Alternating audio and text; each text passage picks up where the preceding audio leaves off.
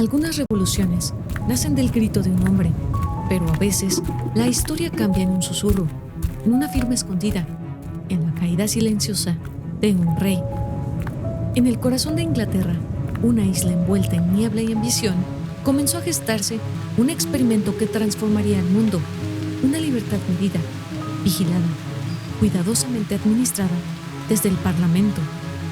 Era 1688. Un rey escapaba bajo la lluvia, otro desembarcaba sin disparar un cañón, y Europa contenía el aliento sin comprender que aquella noche estaba por nacer algo más profundo que una simple sucesión. Porque la Revolución Gloriosa no fue famosa por su paz, sino por la presión con la que redibujó el poder. Mientras los muros del Parlamento resonaban con promesas de derecho y libertades, Inglaterra daba vida a un nuevo orden político, uno que juraba imitar al monarca, pero también definir quién merecía protección y quién quedaría fuera. Allí, en ese pacto sellado entre élites, nació el modelo que un siglo después inspiraría a Jefferson a desafiar a un imperio y que incendiaría los sueños de la libertad en París. Pero esa libertad tenía candados y el mundo estaba por adoptarlos. Porque mientras el palacio de Westminster ajustaba el poder, en los campos ingleses nacía otro fenómeno que cambiaría la historia. Tierras cercadas, campesinos expulsados, fábricas que convertían el tiempo humano en mercancía. El capitalismo estaba despertando y con él un sistema capaz de cruzar océanos igual que un ejército. De Londres a Boston, de Liverpool a Veracruz, de la gloriosa a la independencia estadounidense, hasta llegar a México, envuelto en préstamos, ferrocarriles y promesas de modernidad. En este episodio de Ecos del Pasado, historias que resuenan, exploraremos cómo Inglaterra desmanteló el absolutismo para construir una monarquía parlamentaria que redefinió el concepto de libertad, cómo la Revolución Gloriosa de 1688 instauró un nuevo pacto de poder que influiría en la independencia de Estados Unidos y encendería el imaginario revolucionario francés, y cómo el nacimiento del capitalismo en la isla extendió sus raíces hasta llegar tiempo después a México, transformando su economía, su política y su lugar en el mundo. Porque a veces el origen de la libertad no nace del pueblo, sino del cálculo de quienes desean controlarla. Esta es la historia de la nación que moldeó la libertad, solo para instalar los mecanismos que la controlarían durante siglos. Un laboratorio político, un motor económico, un imperio que diseñó las reglas del mundo moderno.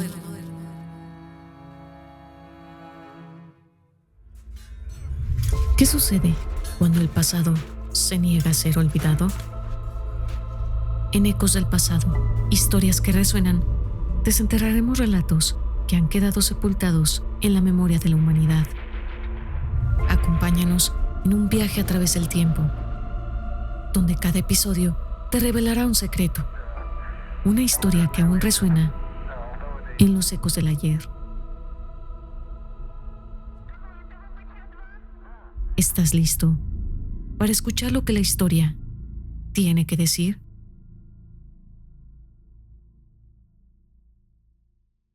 Absolutismo al límite, marginando la monarquía inglesa. La caída de la Casa de los Estuardo había dejado a Inglaterra en un estado de vigilia permanente. La monarquía, que alguna vez reclamó su autoridad en nombre de Dios, se desplomó ante un mundo que ya no aceptaba coronas incuestionables. Las nuevas ideas, las que hablaban de libertad, representación y límites al poder, comenzaban a circular en panfletos clandestinos, sermones audaces, universidades agitadas y cafés donde las palabras viajaban más rápido que los decretos reales. En silencio, casi sin que la nobleza lo advirtiera, el viejo súbdito empezaba a transformarse en ciudadano. El siglo XVII avanzaba como un animal herido. Viejos reinos se aferraban a la tradición. Las iglesias combatían por su autoridad. Los ejércitos marchaban en nombre de Dios o del rey. Europa parecía un gran escenario de coronas temblorosas, mientras nuevas ideas, las del pensamiento republicano, respiraban bajo las cenizas de la censura. Pero ninguna nación reflejaba esa tensión como Inglaterra. Tras décadas de conflictos, La isla se había quedado marcada por 3 heridas profundas: la arrogancia del absolutismo Estuardo, la violencia de la guerra civil y la severidad del protectorado de Cromwell. Aunque la monarquía regresó con Carlos II, no era igual, ni el parlamento que había hecho ejecutar a un rey, ni los comerciantes que necesitaban leyes claras para prosperar, ni los campesinos que habían visto a los ejércitos pasar por sus aldeas, ni las sectas protestantes que se habían multiplicado en la clandestinidad. Inglaterra estaba cansada, pero había aprendido. Las coronas europeas veían el poder como un derecho divino, pero Inglaterra había probado algo distinto: que el rey podía fallar, que el rey podía ser juzgado, que el rey podía morir en el cadalso.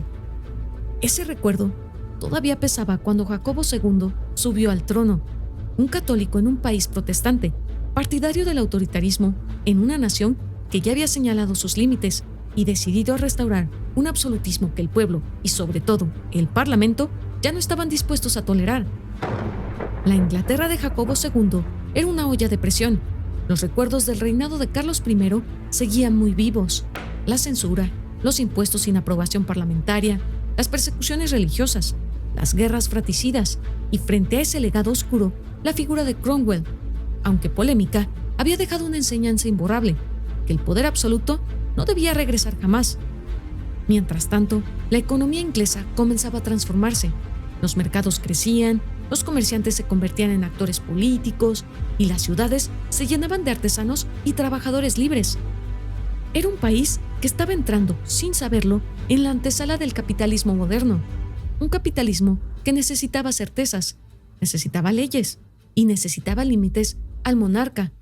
Un rey impredecible ya no era solo una amenaza política, era una amenaza económica.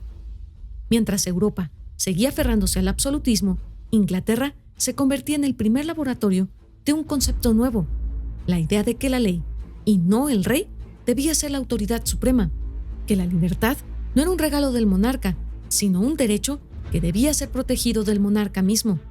Y esas ideas, las que vimos estudiando desde el pensamiento republicano en el episodio 62, ya no eran una teoría. En Inglaterra eran una cicatriz, una memoria viva. El parlamento temía que Jacobo II quisiera repetir el absolutismo de sus antepasados. Los comerciantes temían que sus negocios fueran sacrificados en nombre de la autoridad real. Los protestantes temían a una restauración católica respaldada por Francia.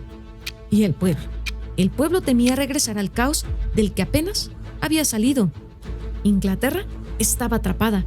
Había probado el absolutismo, había probado la república militarizada, había probado una restauración llena de ilusiones rotas. Ninguno de esos mundos funcionó. El país necesitaba un nuevo equilibrio, una fórmula distinta, una revolución, pero una que no repitiera el derramamiento de sangre del pasado. Ese momento estaba por llegar. No sería una guerra, ni una sublevación popular, ni un baño de sangre. Sería una revolución calculada, política, pactada, pero capaz de redefinir para siempre el concepto de libertad, porque Inglaterra estaba a punto de demostrar al mundo algo que ninguna nación había logrado: que el poder no solo podía ser limitado, sino rediseñado.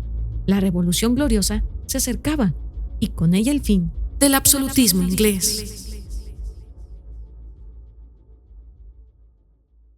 1688. Revolución sin balas. En 1688, Inglaterra estaba al borde del abismo. La monarquía de Jacobo II se sostenía sobre un andamio de sospechas: su religión, su autoritarismo, su creciente aislamiento. El parlamento lo observaba con una mezcla de miedo y determinación. Los comerciantes desconfiaban de sus alianzas. Los pastores protestantes lo acusaban de querer restaurar el catolicismo por decreto. Y mientras tanto, en las tabernas y cafés de Londres, los rumores corrían más rápido que los mensajeros reales. El rey quiere gobernar sin parlamento. El rey quiere un ejército fiel solo a él. El rey quiere acabar con nuestras libertades.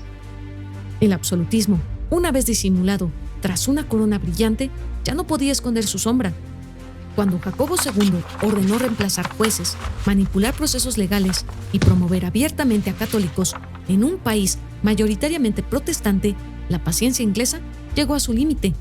Y entonces ocurrió algo sin precedentes. El Parlamento decidió que la única forma de salvar la libertad era invitando a otro soberano. Un grupo de nobles y líderes políticos envió una carta secreta a Guillermo de Orange, príncipe de los Países Bajos, esposo de María, hija del propio Jacobo II. La invitación era clara, casi brutal. Ven, trae tus tropas, defiende nuestra fe, defiende nuestras libertades, defiende nuestra ley. Era un acto de traición o de salvación. Todo dependía de quién contara la historia. En noviembre de 1688, Guillermo zarpó hacia Inglaterra al mando de una flota inmensa. Cuando llegó a las costas inglesas, esperaba encontrar resistencia, artillería, una lealtad inmensa al rey. Pero no encontró nada de eso. Encontró ciudades que abrían sus puertas, campamentos que cambiaban de bando, nobles que juraban fidelidad al nuevo príncipe y un rey cada vez más solo. Jacobo II intentó resistir, pero su ejército desertó en masa. Cuando comprendió que ya no tenía ningún apoyo, huyó de Londres disfrazado, abandonando la corona en la noche, como un fantasma que se desvanece. Así fue la caída de Jacobo II, no en el campo de batalla, no ante un ejército invasor, sino ante el consenso de un país que decidió que su monarca ya no era legítimo. La Revolución Gloriosa fue llamada gloriosa porque al menos en Inglaterra apenas se derramó sangre, pero su impacto fue más profundo que el de cualquier guerra. Por primera vez, el poder de un rey fue reemplazado no por otro rey, sino por el Parlamento. Tras la llegada de Guillermo y María al trono, el Parlamento redactó uno de los documentos más importantes de la historia política occidental, la Declaración de los Derechos de 1689, o Bill of the Rights. Era el acta de nacimiento del liberalismo constitucional, un pacto que establecía, con tinta indeleble, que el rey gobernaría con el Parlamento, no sobre él. Considerando que el fallecido Jacobo II, con la ayuda de malos consejeros, jueces y ministros nombrados por él, se esforzó en subvertir y proscribir la religión protestante y las leyes y libertades de este reino, usurpando y ejerciendo el poder de dispensar de las leyes y aplazar su entrada en vigor y su cumplimiento, sin el consentimiento del Parlamento. Cita: Declaración de Derechos, o Bill of the Rights, del 13 de febrero de 1689. La declaración limitó el poder real, protegió libertades fundamentales, prohibió al monarca suspender leyes sin aprobación parlamentaria y asentó principios que hoy consideramos básicos, pero que en 1689 eran revolucionarios. Sin embargo, la libertad inglesa tenía candados. Las nuevas garantías se aplicaban solo a los protestantes. Los católicos fueron excluidos del trono, marginados de cargos públicos y privados de igualdad política. La tolerancia religiosa avanzó, pero incompleta. El reino, que había expulsado al absolutismo, instauraba ahora una libertad vigilada, una libertad con límites, una libertad que protegía a unos y excluía a otros. Ese era el precio de la estabilidad. Un parlamento fuerte no significaba un pueblo plenamente libre todavía. De la Declaración de Derechos surgió otro concepto decisivo, el Balance of Powers, la noción de que las instituciones debían equilibrarse para evitar que una sola concentrara autoridad. El rey conservaría parte de su poder, el Parlamento administraría las leyes y los jueces tendrían independencia para interpretarlas. Esta arquitectura política, frágil pero novedosa, sería el modelo que inspiraría a Montesquieu en Francia, a los colonos de América del Norte y más tarde a las constituciones del mundo moderno. La Revolución Gloriosa de 1688 no solo cambió un rey por otro, cambió la forma misma de entender el poder. Demostró que la legitimidad no provenía de la sangre, sino de la ley, que la libertad debía ser protegida del monarca y no otorgada por él, y que incluso la estabilidad podía construirse sobre acuerdos cuidadosamente diseñados por quienes tenían el poder de escribir la historia. Fue una revolución sin batallas, pero con consecuencias que resonaron más fuerte que cualquier cañón. Privatización y fábricas. El nacimiento del capitalismo. Mientras Inglaterra redibujaba la forma del poder político, otra revolución, silenciosa, profunda y transformadora, estaba creciendo bajo la superficie. Una revolución que no estalló en parlamentos ni en campos de batalla, sino en los pastizales, los molinos, los talleres y los mercados. La revolución que daría forma al mundo moderno, el surgimiento del capitalismo. Todo comenzó en el campo. Durante siglos, los campesinos ingleses habían trabajado tierras comunales, pastos abiertos, bosques compartidos, parcelas donde cada familia vivía, sobrevivía y producía para su comunidad. Este sistema era lento, desigual y medieval, pero era estable, hasta que dejó de serlo.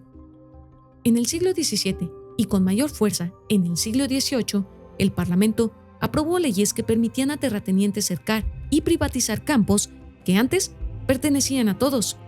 Fueron los enclosures, la reorganización de la tierra, la destrucción del campo comunal, la expulsión silenciosa de miles de campesinos que se encontraron de pronto sin hogar, sin salario y sin raíces. Los campos ingleses cambiaron para siempre. Las ovejas reemplazaron a los campesinos. El pasto dio paso al negocio. La tierra dejó de ser un espacio de subsistencia y se convirtió en una mercancía. Miles de familias, expulsadas por las nuevas cercas, migraron hacia las ciudades en busca de trabajo. Londres, Manchester, Birmingham y Liverpool comenzaron a llenarse de manos sin tierra y de hombres y mujeres dispuestos a trabajar por un salario.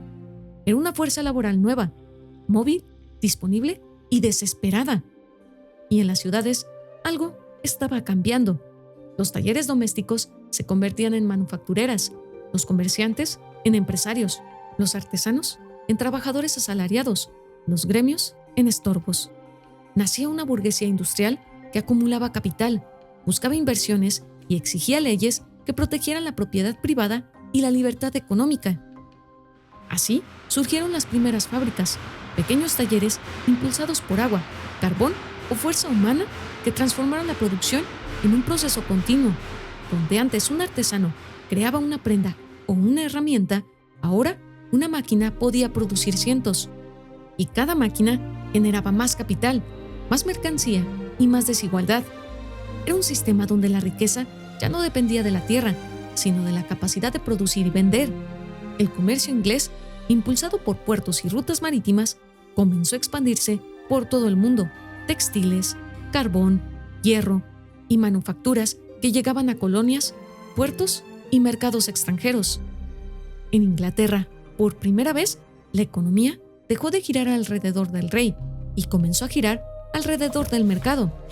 En este contexto surgió Adam Smith, el filósofo escocés que en 1776 publicó The Wealth of Nations, una obra que explicaba, justificaba y dotaba de coherencia teórica a lo que Inglaterra había estado haciendo desde hacía décadas. En un país que adquiere la plenitud de sus riquezas, donde en cada rama específica de la economía se invierte la máxima cantidad de capital posible, como la tasa corriente de beneficio neto será muy pequeña, también lo será la tasa de interés normal del mercado, que será tan baja que solo los muy ricos podrán vivir del interés de su dinero. Todas las demás personas, de fortunas pequeñas o medianas, se verían obligadas a ocuparse ellas mismas del empleo de sus capitales. Cita: La riqueza de las naciones, de Adam Smith. Smith habló de intereses individuales, de mercados libres, de competencia, de la mano invisible que coordinaba la producción, pero también, aunque a menudo se olvide, advirtió sobre los peligros de los monopolios, los privilegios y la desigualdad. Su obra no inventó el capitalismo, explicó por qué Inglaterra estaba naciendo sin que nadie lo hubiera planeado. Pero, ¿por qué Inglaterra fue el terreno ideal para esta transformación? Porque para que el capitalismo floreciera, necesitaba 3 ingredientes esenciales. Primero, tierra privatizada, convertida en mercancía que podía ser comprada, vendida y explotada. Segundo, una fuerza laboral móvil, sin tierra, forzada a migrar a las ciudades para sobrevivir. Y tercero, seguridad jurídica, un marco legal que protegiera contratos, inversiones y propiedad, y que limitara el poder del monarca. Todo esto lo tenía Inglaterra, y nada de eso lo tenía el resto de Europa en la misma época. La Revolución Gloriosa había limitado al rey, los enclosures habían reconfigurado el campo, la burguesía tenía capital, las ciudades tenían trabajadores, el parlamento tenía poder, la economía tenía libertad. Fue una tormenta perfecta. El capitalismo no nació de una idea ni de un filósofo. Nació de la tierra cercada, del campesino expulsado, del comerciante ambicioso y del parlamento que buscaba orden y estabilidad. Fue un proceso lento, duro, desigual, pero imparable. Y esa isla, aislada por mares fríos, se convirtió en el corazón de un sistema que cambiaría el mundo. La libertad económica británica no surgió de un edicto real, surgió de la necesidad, del conflicto, de la transformación del trabajo humano en fuerza productiva. Inglaterra no planeó crear el capitalismo, se tropezó con él. Pero una vez que nació, lo expandió a todos los rincones del planeta. Modelando las futuras repúblicas, América preparando su libertad y soberanía. Cuando los barcos ingleses llegaron a América del Norte, no llevaron solamente colonos, soldados o comerciantes, llevaron consigo algo mucho más poderoso, un sistema político, una cultura jurídica, una forma de ver la libertad y la propiedad que había sido moldeada en las islas británicas durante décadas de conflictos internos. Las 13 colonias no fueron un territorio virgen, fueron una extensión del experimento inglés. En ciudades como Boston, Filadelfia, Williamsburg y Charleston, los colonos replicaron las instituciones que conocían: jurados ciudadanos, asambleas locales, propiedad privada garantizada y un comercio dinámico que dependía de contratos, no de caprichos reales. Las libertades que en Inglaterra habían sido limitadas, vigiladas y a veces negadas, en América encontraron un espacio para crecer sin tantas restricciones de clase o linaje. Las colonias desarrollaron una cultura política propia. Los hombres libres participaban en elecciones locales, defendían sus derechos ante tribunales y debatían en tabernas como si fueran miembros del parlamento. Se sentían herederos de la tradición inglesa, pero también guardianes de un espíritu más autónomo, más rebelde y menos dispuesto a obedecer a un rey al otro lado del océano. Todo cambió cuando la corona británica decidió que las colonias debían pagar las deudas de sus guerras. Impuestos nuevos, controles comerciales y restricciones a la expansión territorial. Los colonos protestaron y una frase comenzó a encender el continente: "No taxation without representation". No pagarían tributos a un parlamento donde no tenían voz ni voto. No obedecerían leyes dictadas por un rey que nunca había pisado sus tierras. La distancia entre Londres y América ya no solo era geográfica, era ideológica. Las ideas de Bill of the Rights de 1689, que en Inglaterra habían limitado al rey, en América se transformaron en una exigencia. El poder debía ser representativo, responsable y vigilado por los ciudadanos. Sostenemos como evidentes estas verdades: que todos los hombres son creados iguales, que son dotados por su creador de ciertos derechos inalienables, que entre estos están la vida, la libertad y la búsqueda de la felicidad, que para garantizar estos derechos se instituye entre los hombres los gobiernos, que derivan sus poderes legítimos del consentimiento de los gobernados, que cuando quiera que una forma de gobierno se haga destructora de estos principios, el pueblo tiene el derecho de reformarla o abolirla, e instituir un nuevo gobierno que se funde en dichos principios y a organizar sus poderes en la forma que a su juicio ofrecerá las mayores probabilidades de alcanzar su seguridad y felicidad. Cita: Declaración de Independencia de los Estados Unidos de Norteamérica, del 4 de julio de 1776. Los colonos sabían que su libertad no era un regalo de la corona, sino un derecho procedente de la tradición parlamentaria inglesa. Sabían que un gobierno legítimo debía gobernar con el consentimiento de los gobernados, y esa frase, heredada del pensamiento político británico y presente en los debates de la Gloriosa, se convertirían en el núcleo de la independencia norteamericana. Los padres fundadores, Washington, Jefferson, Madison y Adams, eran hombres profundamente influenciados por Inglaterra, sus leyes, su filosofía y sus instituciones. Pero también eran hombres que habían visto las fallas del sistema inglés, las exclusiones, los candados confesionales y los privilegios aristocráticos. Querían un modelo que tomara lo mejor de Inglaterra y eliminara todo aquello que había marcado siglos de desigualdad. Cuando Jefferson escribió la Declaración de Independencia, Cuando Madison defendió la separación de poderes, cuando los delegados de Filadelfia debatían una constitución, todos miraban hacia Inglaterra no como ejemplo perfecto, sino como la prueba histórica de que la libertad podía construirse limitando al soberano. Por eso se dice, con toda razón, que Estados Unidos es la hija ideológica del parlamentarismo inglés, no por sumisión ni por continuidad imperial, sino porque la experiencia inglesa demostró que un país podía frenar al rey, proteger derechos, equilibrar poderes y convertir la ley en el verdadero soberano. Los estadounidenses llevaron ese modelo más lejos, le quitaron la corona, eliminaron los títulos nobiliarios, ampliaron la representación y diseñaron instituciones que combinaban tradición inglesa con pensamiento ilustrado. Y desde América, el eco regresó a Europa. Las ideas que se gestaron en Londres, que maduraron en Boston y Filadelfia, cruzaron el Atlántico como un rayo. Cuando los franceses vieron que un pueblo había derrocado a un rey y proclamado su soberanía, comprendieron que lo imposible era en realidad inevitable. Sin el laboratorio inglés, sin la isla que limitó a su monarca, sin el parlamento que escribió la libertad en un pergamino, sin la tradición jurídica que alimentó a los colonos, Jefferson jamás habría imaginado la república, ni Francia habría imaginado la caída de su propia monarquía. El mundo estaba a punto de entrar en una tormenta de revoluciones, y todo, absolutamente todo, había comenzado en una isla envuelta en niebla.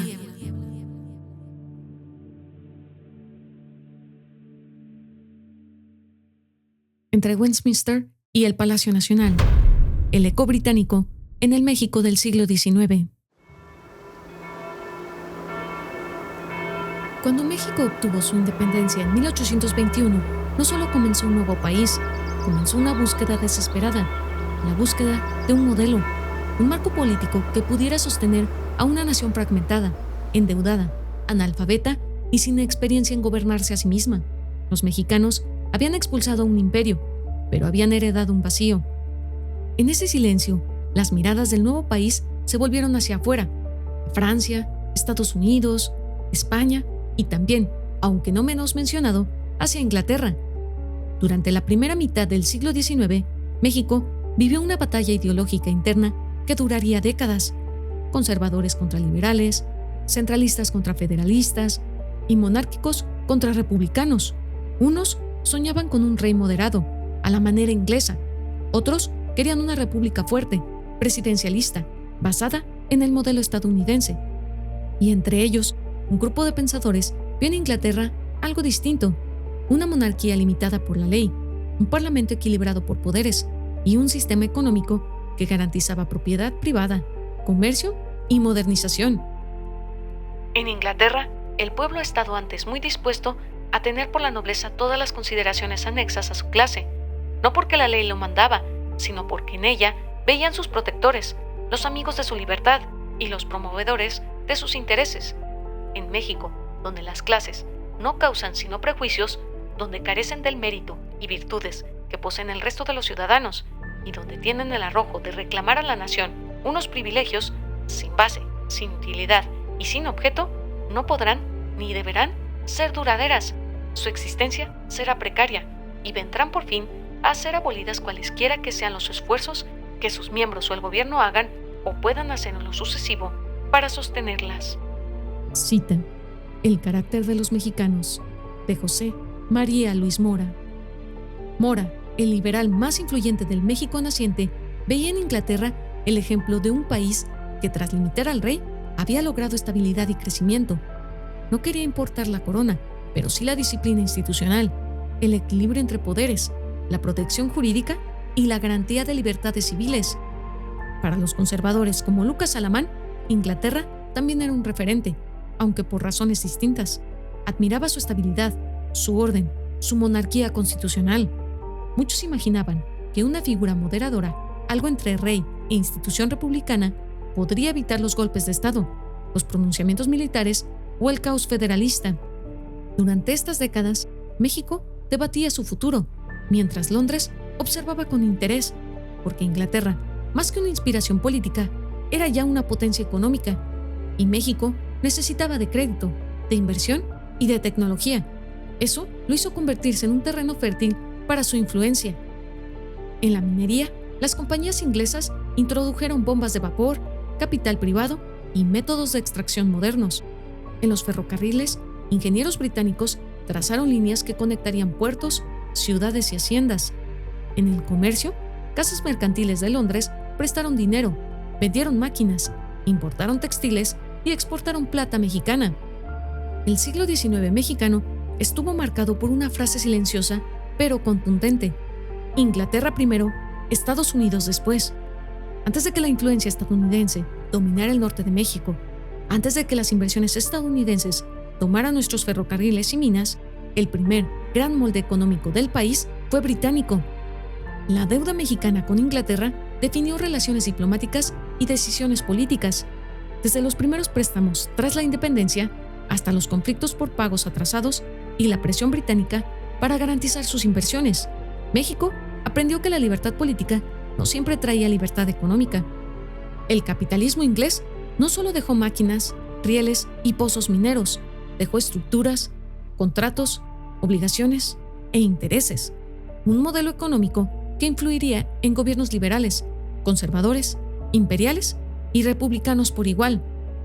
Y así, sin planearlo, Inglaterra se convirtió en una sombra constante en la construcción de México, no como conquistador, no como colono, sino como referencia política, prestamista poderoso, socio comercial dominante y fuerza silenciosa detrás del desarrollo económico del país. Desde Londres hasta Veracruz, desde Westminster hasta el Palacio Nacional, desde las minas de Real del Monte hasta los puertos del Golfo, la influencia inglesa moldeó no solo las leyes o constituciones, moldeó aspiraciones, moldeó estructuras y moldeó a México. El precio de la libertad, la isla que encadenó al mundo moderno. Inglaterra cambió el mundo, no con un imperio de espadas, eso vendría después, sino con un imperio de ideas, leyes y mecanismos que transformaron la política para siempre. Porque en esta isla, envuelta en niebla y contradicciones, nació algo que nunca antes había existido: una libertad vigilada, una libertad negociada, una libertad con candados, un modelo que limitó al rey, pero que también definió quién merecía protección y quién quedaba al margen. Aquí comenzó el mundo moderno. Aquí se redactó la primera gran arquitectura del liberalismo constitucional. Aquí se privatizaron campos, se expulsaron campesinos y surgió el capitalismo industrial. Aquí se demostró que la ley podía estar por encima del monarca y que la economía podía estar por encima de la ley. Inglaterra creó herramientas para liberar, pero también para controlar. Moldeó gobiernos, mercados, instituciones y mentalidades. Desde Westminster hasta las colonias americanas, desde el Bill of the Rights hasta Adam Smith, desde los enclosures hasta la expansión global. El mundo del siglo XVIII fue, en buena medida, un reflejo de la isla que decidió rediseñar el poder. Pero hoy, frente a esta historia, surge una pregunta inevitable. ¿Se puede hablar de libertad cuando ésta nace codiciada? Si la libertad inglesa dependía de clase, de religión, de propiedad, ¿era realmente libertad? Y otra pregunta aún más inquietante. ¿Puede existir democracia sin los candados que inventó Inglaterra? Sin contratos, sin leyes escritas, sin equilibrio de poderes y sin la vigilancia del gobierno por parte de sus propios ciudadanos. Entonces, ¿qué queda de la libertad? Pero Inglaterra no fue el último laboratorio, porque las 13 colonias tomaron ese modelo y lo llevaron más lejos, lo retaron, lo transformaron y lo convirtieron en una revolución que nació en los bosques, en los puertos, en las tabernas y asambleas, una revolución que enfrentó a colonos, soldados británicos, pueblos indígenas y comerciantes, una revolución que redactó una constitución proclamando una república y dio al mundo figuras que marcarían para siempre el rumbo de Occidente: Washington, Jefferson, Madison, Franklin. En el próximo episodio de Ecos del Pasado, Historias que Resuenan, viajaremos a este territorio convulso donde Inglaterra dejó de ser madre y comenzó a ser enemiga. Veremos cómo el choque entre impuestos, representación y poder desembocó en una guerra que cambiaría el mundo, y cómo la república que surgió allí, con sus luces y sus sombras, se convirtió en modelo, aspiración y rival de México, porque la historia de la libertad moderna no puede contarse sin Inglaterra, pero su transformación en continente, en república y en imperio solo puede entenderse si seguimos el eco que viajó de Londres a Boston y de Boston al resto del mundo.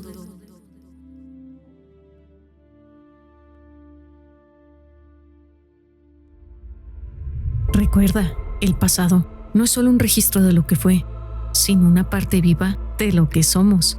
Cada historia que compartimos en Ecos del Pasado es un recordatorio de que el tiempo puede sepultar los hechos, pero nunca podrá silenciar sus ecos.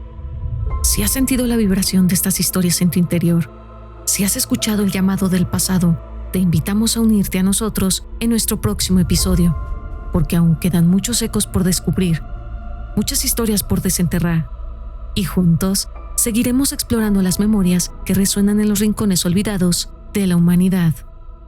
Hasta entonces, mantén los oídos atentos y la mente abierta, porque nunca se sabe cuándo el pasado volverá a hablar.